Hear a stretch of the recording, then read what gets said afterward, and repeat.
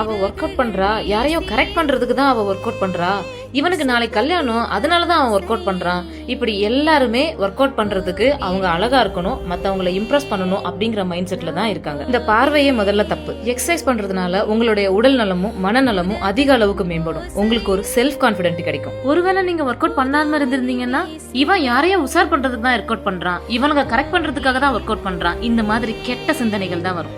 இப்போ நீங்க work out பண்ணணுமா பண்ண வேணாமா அப்படிங்கிற டெசிஷன் நீங்க தான் எடுக்கணும். உங்க உடம்ப நீங்க அழகா வச்சுக்கிறதுனால உங்களுக்கு ஒரு தனி திமிரே உருவாகும்.